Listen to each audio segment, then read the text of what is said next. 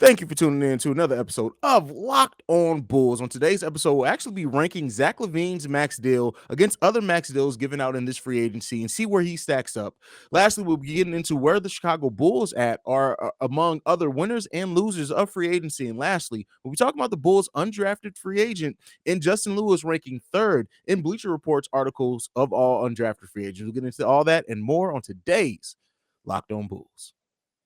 You are Locked On Bulls, your daily podcast on the Chicago Bulls, part of the Locked On Podcast Network, your team every day.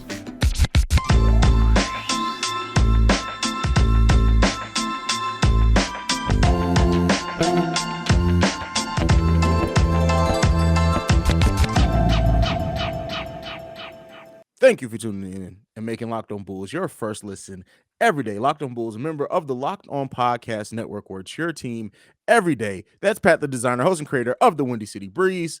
I'm Hayes, host and creator of Chicago Bulls Central, where I cover the Bulls daily over there as well. Let's go ahead and jump right into the topics for today's episode. Pat, a lot of people made a lot of noise about if Zach LaVine should or should not be a max level player, if he should get that contract. Well, he got the contract. So now let's talk about where he ranks among the other players that got max contracts in this free agency. There's a whole bevy of them. There's more than I thought that was going to be initially coming in here. I don't know if you've gotten a chance to look at the list, but I'm going to go ahead and run it down real quick. Bradley Beal, 5 years, $251 million. We found out today he got a no trade clause in that as well. Only the 10th player ever to get a no trade clause, which is wild to me. Nikola Jokic as well. Yeah, only the 10th player ever. Nikola Jokic, 5 years, $264 million. Devin Booker, 4 years, $214 million. Karl Anthony Towns, $224 million over 4 years. Ja Morant, 5 years, $231 million. Zach LaVine, 5 years, $215.2 million. Zion, 5 years, $193. Darius Garland, 5 years, $193 as well. Now, Zion has heavy injury provisions in his that could rise or lower that contract, but now you hear those, just gave all those out to you. Where do you think Zach LaVine ranks amongst those players while people are saying that Zach should not be a max level player? The best one. And I'll say it for this reason. Does not mean he's the best player. Okay. Nikola Jokic is the league's MVP. 2 years of course, a two-time league MVP who gets no respect, by the way. How's he not on a 2K cover out here? But he's the league's MVP, two-time MVP. He's clearly probably the best player out of all of them on this list. I'll say if Zion can stay healthy, Zion might rival that. My man's makes like 70% of his field goals, which is crazy to say, right? Yeah.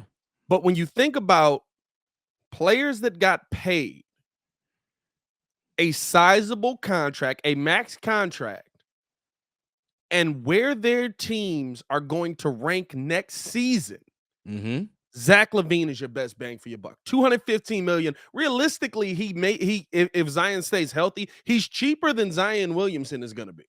Yeah. And you're talking about already on a playoff team. DeMar DeRozan, Vooch is on that team. Patrick Williams may be taking a step. The Lonzo Ball comes back healthy. You're talking about the Bulls being a top 4 seed, and you're paying $215 million for the person that you hope is your best player on that team, right?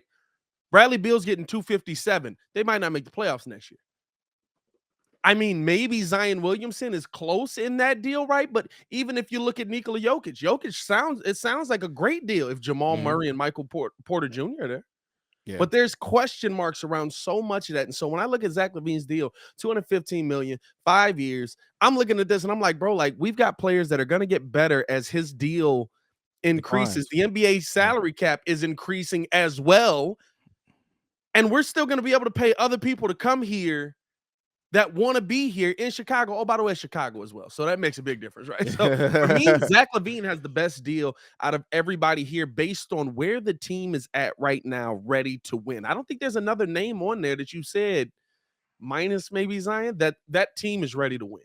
Okay, there's 2 players on this list that I'm saying that I would rather have on a max level deal than Zach LaVine. That's Nikola Jokic because he's the 2-time reigning MVP and he makes everybody better on that team. If that team, you subtract Nikola Jokic from that Denver Nuggets team, they're a 30-win team, if that. If we saying rather have, I didn't know he was doing the rather have. No. I mean, that's what I'm looking at it. But and then Ja Morant and only because of John Morant's youth. John Morant ain't really proved nothing. Like, don't get me wrong. Yeah. Great series in the playoffs. Yeah. Could that Memphis team has went further if he did not get hurt? Yeah. All that conversation, right? But he hasn't proven a lot in the NBA. Let's just be real. Now, heck of a talent that I would love to have on my team. Let me be clear before the keyboard warriors start typing on me. So with that being said, those are only two. Bradley Beal, what has he really done since John Wall left that team? Devin Booker is Zach LaVine minus Chris Paul being there with him. We'd be talking about them in the same exact light. Karl Anthony Towns, come on, man. You know what? That's the one I forgot, though. I did forget that one. Karl Anthony Towns with Rudy Gobert is probably going to be. That's probably a team. Oh yeah, we'll see. Yeah. And also Anthony. That's probably a team. Another team is poised. But the thing is that if Zach had that type of cast, he has one now. But if he had Anthony Edwards, Rudy Gobert, right up there. I'm not putting Karl Anthony Towns above Zach LaVine. Zion Williamson. Listen. If I could bet on him being healthy, he would be up there. But guess what? Betting on Zion Williamson to be healthy at this point is asinine. There's no way I'm going to bet on that. Now, if he starts proving it, okay. And the one that's at the bottom tier, the fact, and I know it's a lot less, well, not a lot less money. Really, when you look at it, it's only about 22 million more, which is quite a bit of money. And for us, Darius Garland, come on. There's nothing that Darius Garland has done that, to me, I would say that he's worth a max level contract. Now, yes, his max is less than Zach's. Yeah. I'm not saying that Darius Garland is clearly a max level player at this point in his career. He's projecting to be that. Absolutely. But I wouldn't say that there's any surefire way. Zach LaVine, and people forget, Zach LaVine can easily be. He was 12th in the league. While everybody's talking about Zach LaVine this season and, he only averaged he was 12th in the league in scoring. Easily could be top 10 in the league in scoring. Anybody who can be top 10 in any aspect of what they do at this level, come on, man. Come on. No, I agree with you. I think if we're talking about players I'd rather have, right, I probably would throw Beal on that list, but depending on the cast of people, right? Like, it's like, are we swapping Jokic for here, right? Like, then I'd rather have Jokic than Nico and than Vooch, I should say. They both Nikos, but then Vooch in Chicago, like, so if we're talking about players we'd rather have, I think that's a different scenario. But when you look at everyone's production, right? Of course, MVP level for Vooch and for Jokic and all that.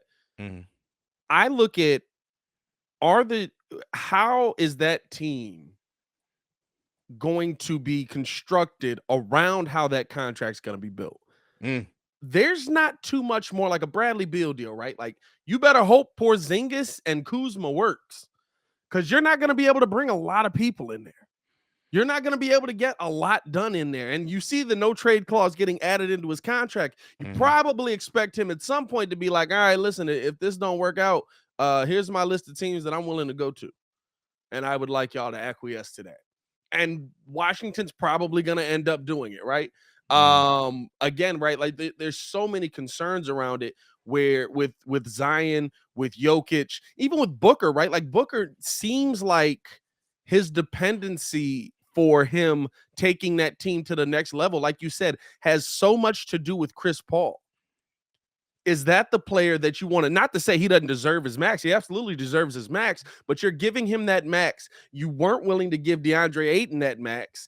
Who's going to be the guy if Devin Booker can't go that's going to push you to that next level? Or if Chris Paul can't go, that's going to get Devin Booker to that next level, right? So those are kind of the things that I'm looking at. For me, with Zach LaVine, 215 is the sweet spot, because the Bulls can still add players. They still have players on this team. If they really want to add a major piece, they have room to still go into the luxury tax if they really want to do it, right? Like, there's so much. The Bulls have so much flexibility. And so because of that, I think Zach's contract is definitely the best bang for its buck. And for everybody that's like, Zach's injury prone, you can't give him that money. Like, he's had 2 knee procedures, 1 actual major surgery, and the procedure from last year, which is typical. It's time anybody's had that. Come on. I mean, so I'm fine with giving him 215, and you can feel comfortable about it. Like you said with Zion, bro, you gave it to him, but you ain't comfortable giving it to him. Exactly. Like, especially down there in New Orleans with them beignets, you can't trust Zion Williamson down there with them beignets. And gumbo? Come on, fam. Come Do you on, think man. he hasn't been working? I keep hearing this. Is he? Do you think he's not working out down there at all? Like he had to leave New Orleans to stop eating? I don't know. Like he just has no self-control. So he's just like, I got to go to Utah and work out. Like I know they got I no mean, hey, pancakes. listen, you got to do what you got to do. My only concern is what does that mean during the season when you can't leave, right? Hey man, But listen, New Orleans is going to have a heck of a team down there. If Zion can stay healthy with the addition yeah, of CJ McCollum and Brandon Ingram, and I honestly think playing a year without Zion helped the development of so many players on that team a little bit that if he can stay healthy next season, we may be talking about a New Orleans Pelicans team that just, hey, they may shock some teams in the West. So shout out I'm to them. I'm really gonna be interested to see how they put everybody together. Oh, that's Like going to be the Zion's big not really story. a player you play around or play with. Zion's kind of like you do your thing and we're gonna be here. Exactly. It's Zion and the Pelicans. But we'll get if you guys get that reference, I love you. But next That up, ain't we're gonna going to never happen, Dave. we're going to be talking about winners and losers in the free agency and where the Bulls rank among those. But first, I got to talk to you guys about Rock Auto. This episode is brought to you by Rock Auto. With the ever-increasing numbers of makes and models, it is now impossible for your local chain auto parts store to stock all the parts you need. Why endure often pointless and seemingly intimidating questioning like, is your Odyssey an LX or an EX? And wait, while the person behind the counter orders the parts on their computer, choosing only the brand their warehouse happens to carry. You have computers with access to rockauto.com at home and in your pocket. Save time and money when using Rock Auto. Why choose to spend 30%, 50%, even 100% more for the same parts from a chain store or car dealership? Rock Auto is a family-owned business serving do-it-yourselfers for over 20 years, and their prices are reliably low for every customer. So, go to rockauto.com right now. See all the parts available for your car or truck. Right, locked on in there. How did you hear about us section? So they know that we sent you. Amazing selection, reliable low prices, all the parts your car will ever need at RockAuto.com. dun dun dun dun. Hey, All right, Bulls fans. Next up, we're going to go ahead and jump into winners and losers from free agency and our scope and our perspective and what that means for the Chicago Bulls. I can already tell you right now, my opinion on the winners and losers as it pertains to the Chicago Bulls specifically is probably going to frustrate some people, but that's what I'm here to do sometimes. I love to frustrate people. So Pat, you want to take this one away first? What's one of the winners from free agency for you as far as the team? pains me to say it, but you got to give props where props is due. I still think we're gonna kick the crap out of them. But I have to say, one of the winners to me so far is the Atlanta Hawks. Because Okay. you got now there's still a ton of question marks on what that team is going to be able to do, right? But you got DeJounte Murray for a bag of balls, a sack of peanuts, a half-dead dog, and the bullet to put it down with. Like, they gave up nothing. Like, I was just we gave up some picks that we hope we're not in a position to use. You know what I mean? Like, so Yeah. I But look I tell at you what, though, if this does not work out for the Atlanta Hawks, those picks could be way higher than people are expecting, because if for some reason this doesn't work out, they gave up. it's true, right? But I feel like the perception that we thought around it that the team was going to look like has changed completely, right? Like I This is thought true. that was going to be a team that 2 years ago I kept saying it. 2 years ago they were in the ECF. They completely are planning on rebuilding that team. I don't know if that's the case anymore. This is We've gone true. the entire free agency in pretty much 2 weeks now, and I haven't heard about a John Collins trade. I haven't heard about a Clint Capella trade anymore. You know, those were names we were hearing, and I was like, who the heck's playing defense on this team? Right? Like DeJounte Murray 6'4", Trae Young's 5'10", lying to say he's 6'1". Like, it's still an incredibly small backcourt. DeJounte Murray is a great defender with a 6'10" wingspan, but it's an incredibly small backcourt. So I was like, who's playing behind them? Because it's going to be real hard to stop people. But if you've still got John Collins, you've still got Clint Capella. They added Justin Holiday to that bench, as well as I forgot about the Justin Holiday. I can't think of the other dude. Is Mo Harkless, right? Mo Yeah. Harkless is on that bench as well now, right? Like they've got some nice pieces on that team. I think they've done an excellent job this offseason. I think they've done a pretty good job in free agency, just kind of getting guys in there. And well, I guess it's more offseason than free agency, but I like what the Hawks have done in this offseason. Yeah. And I'm going to look at it. I'm going to name mine. And these are two winners that were in the same trade. And this is one of the rare times I think both teams won this trade. And that is the Minnesota Timberwolves and Utah Jazz in the Rudy Gobert trade. I think that what the Minnesota Timberwolves gained in getting a player like Rudy Gobert, which allows now Karl Anthony Towns to do a little bit more floating out there and not have to be the rebounder and everything for that team, could be dangerous. We'll see how it works out. But right now, at least on paper, without seeing it on the court, they improved that team dramatically as far as their defensive capabilities while maintaining all of their offensive work. They didn't give up a lot for it. Now, on the other end, while I do think, even though I said the Minnesota Timberwolves didn't, well, they gave up a lot as far as draft capital, but why the Utah Jazz also won that trade is that you get a player in Walker Kessler, who, while not the defensive player that Rudy Gobert is, nobody will say that. You get a player who was the reigning defensive player of the year in college basketball, who averaged 4 blocks per game, who can rebound for you, who's going to be a monster in pick and roll potentially with Donovan Mitchell. And then on top of that, you're getting 3 unprotected picks, first rounders. That's rare in the NBA. Rare in the NBA. Now the question there becomes, right, like, do you expect those picks to be pretty low? It's not even because of Rudy Gobert. I'm not gonna lie to you. Anthony Edwards is such a dog. I think that Minnesota's time is next up. Like Anthony Edwards, I just watch him play sports, and I'm just like, what aren't you good bro? Here's a hot take, literally. And I'm gonna look directly in the camera with this. Zoom in on yourself. In 3 years, Anthony Edwards will be considered top 3 of the best basketball players in the NBA. Mark my words. Mark my words. I was trying to see if I could get that shorter, but it's probably going to take 3 years for everybody to kind of admit it, because it took about that long for Muggs to finally start looking at Luka that way. And like, Luka ain't that good. He don't. And people still don't even want to admit sometimes that KD is the best player in the NBA. Like, there's certain numbers, right, that players end up putting up where you just have to be like, all right, when you saw like top playoff scores in NBA history, and then you saw Michael Jordan, Luka, there's like 0.3 between them. It's like, all right, let me exactly. What am I saying? Exactly. I'm gonna go ahead and get into my loser. The loser in this, to me, has to be because they lost the best player in free agency, and that's the Dallas Mavericks. Losing Jalen Brunson for what they lost him for, not matching that deal, and just choosing not to. And the only reason why I have to make them the default losers is because I would say that Jalen, as far as free agents, right? We can talk about players that moved via trade, but as far as free agents, Jalen Brunson was the best statistically free agent out there on the market, and they lost him. So the Dallas Mavericks got to go in my loser pile. I'm not mad at that take. But do we also give them some leeway because they also brought back Christian Wood, essentially giving you a 1-2 punch of Luka, who's going to play the point anyway, with a big man that can run the floor, stretch the floor, and still give you a lot of what you need there. And Spencer Dinwiddie does give you a lot of production. Can't talk right now, standing next to Luka. I'll say this. If it wasn't for them acquiring Christian Wood, remember I said I gave the caveat that they are the loser because they gave up the best player. If it wasn't for them getting Christian Wood, they'd be the loser. That's the only thing that saved them, that gave them that caveat. So my loser in free agency, I feel like it's such an easy target, right? But it was the one that I just was like, you didn't do anything. Like, you made a signing, but you did. The Orlando Magic, what are y'all doing?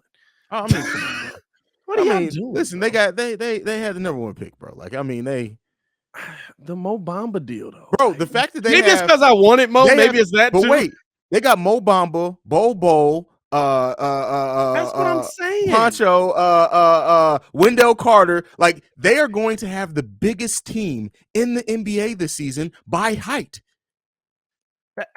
Bro, what are they finna be, the Cavs?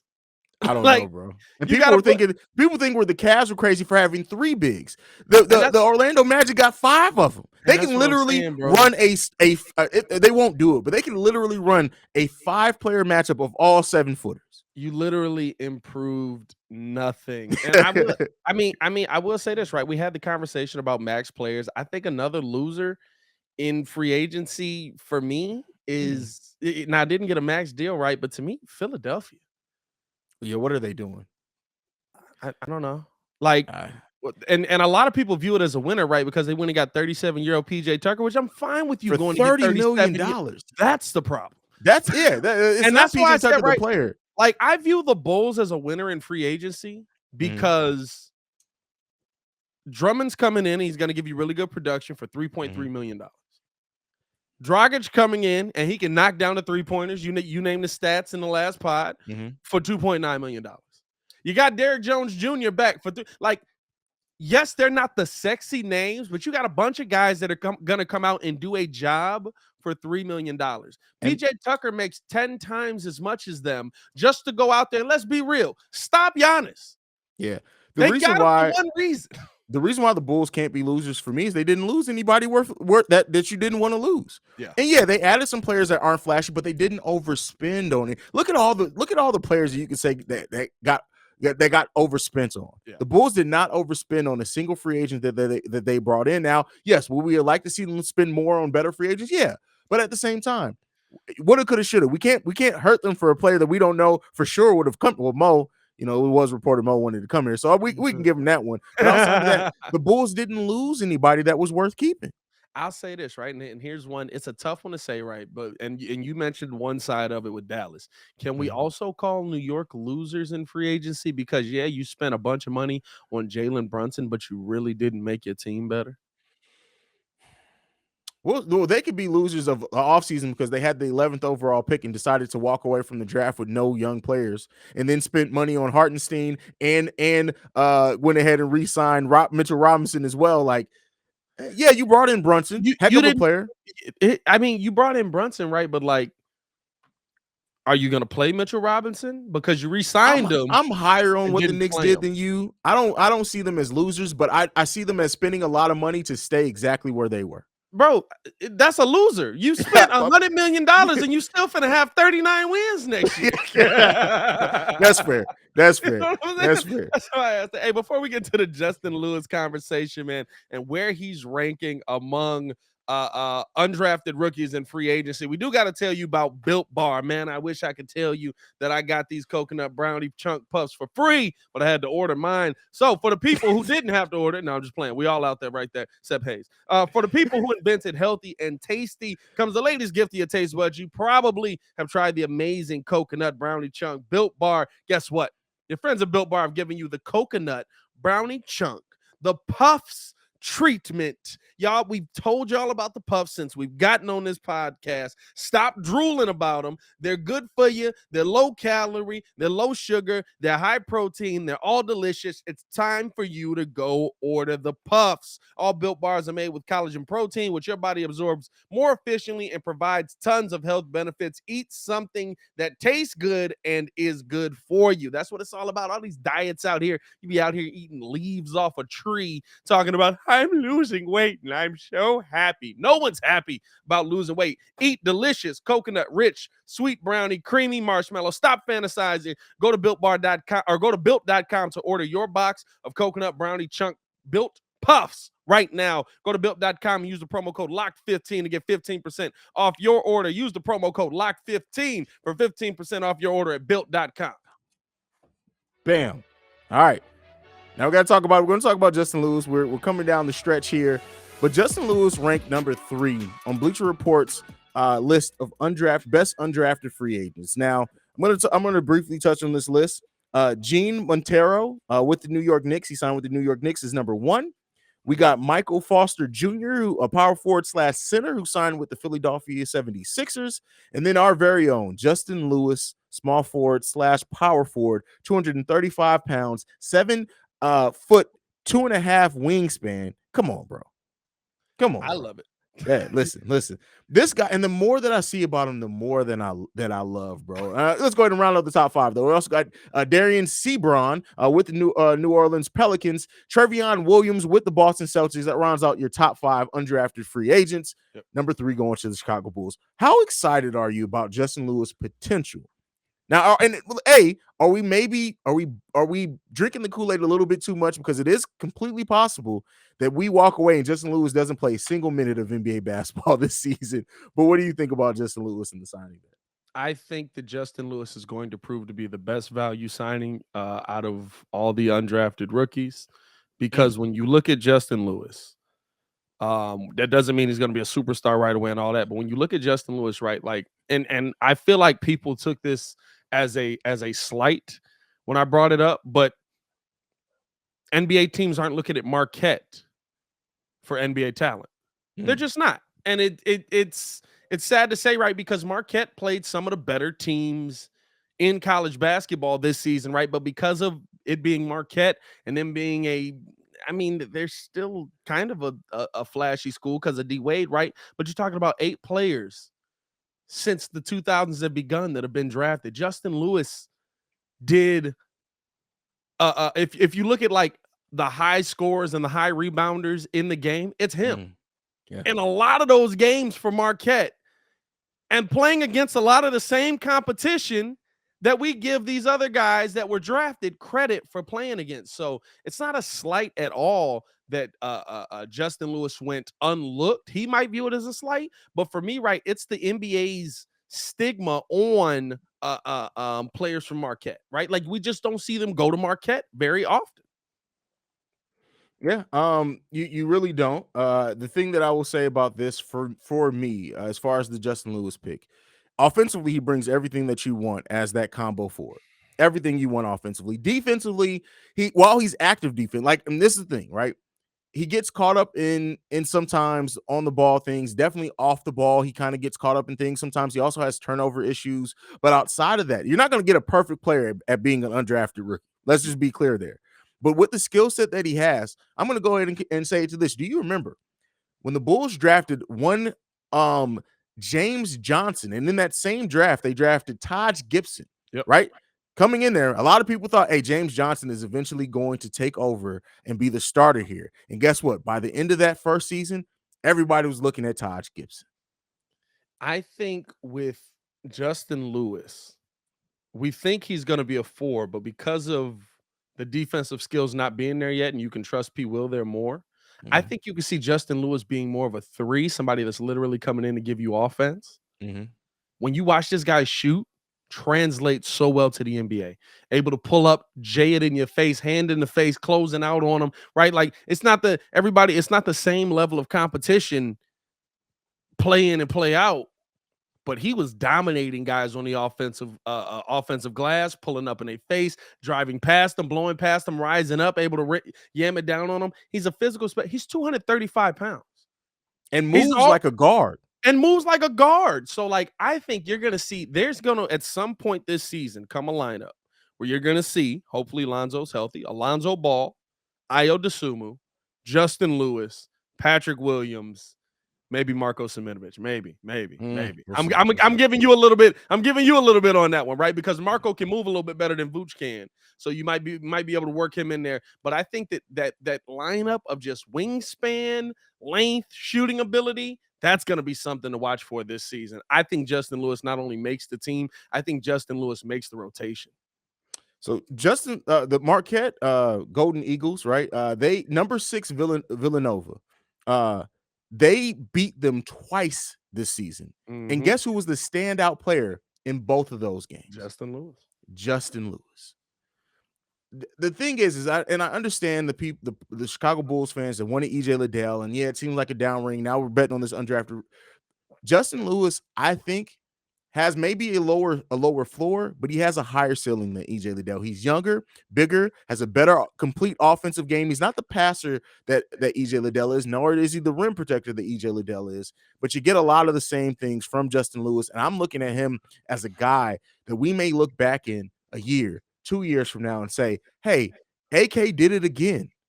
And the thing is, right, if you go small ball in that, Patrick Williams can be your rim protector. I think people just didn't see P. Will enough last year, and they kind of forget that, like, he blocks shots.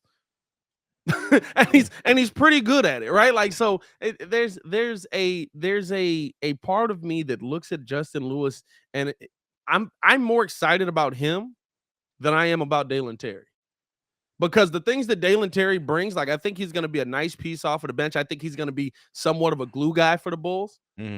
But Dalen Terry's best asset coming in early in the season is going to be his facilitating and his him being able to pass the ball around. I got Ayo and I got Lonzo. Now I got Goran Dragic as well. I don't know how that fits in, but like I've got guys that can do that.